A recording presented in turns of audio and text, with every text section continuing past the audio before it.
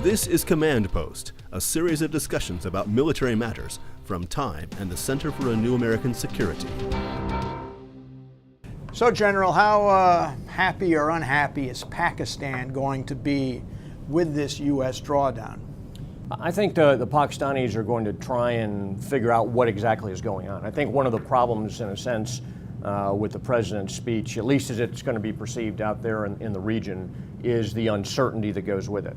The Pakistanis, I think, have had a security calculus for years that was based on the question, what will this policy, what will this decision that we, the Pakistanis, are making, what will it look like the day after the Americans are gone? Because they've lived through that experience before at the end of the war against the Soviets. They've long expected there to come another day when the Americans are going to simply pull out entirely and leave the region, and Pakistan will be left to deal with the broken pieces that remain. So they're going to be judging this speech and judging our policy in the next couple of years about, is there a end game there that includes the United States remaining as a serious influence in this part of the world? In my view, that needs to include at least a small number of American troops. The president has been very opaque about that to date. Though he did say in the speech that there was going to be an enduring commitment, and I think he didn't mention it by name, but there are negotiations underway for a strategic partnership agreement with Afghanistan that is designed to do many things, but in part it's designed to reassure Pakistan that the U.S. will continue to have a military presence in Afghanistan, even if it's at a much smaller level in the future. And I think it's incredibly important that Pakistan believe that that is in fact the case. So Pakistan's strategy has been to hedge against the day after America leaves.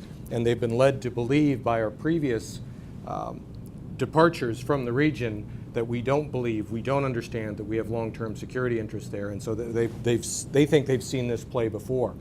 The big question to be determined is the ending going to be different? Is the United States going to maintain a strong interest in securing Afghanistan, in helping the Afghan people, and providing security to that region to ensure that it can't become a terrorist archipelago again?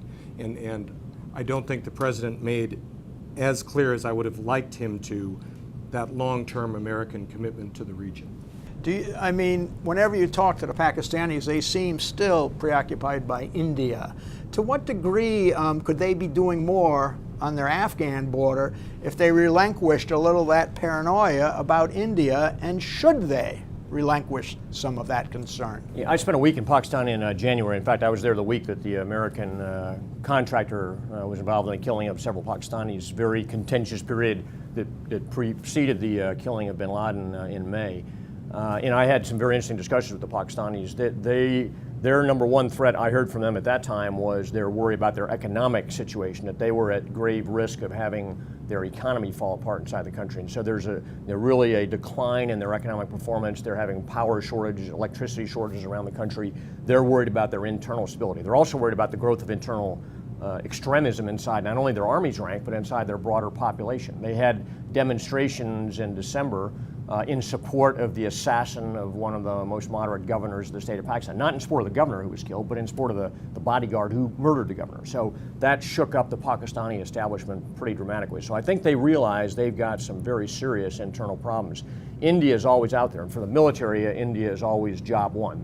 That's the existential threat to the Pakistani military. That's almost a culture that is unchangeable in some ways. So until that relationship between India and Pakistan shifts, I see very little prospect that the Army is ever going to move away from being worried about India as the ultimate threat. That's also the rationale behind the extraordinary advantages the Pakistani Army gets.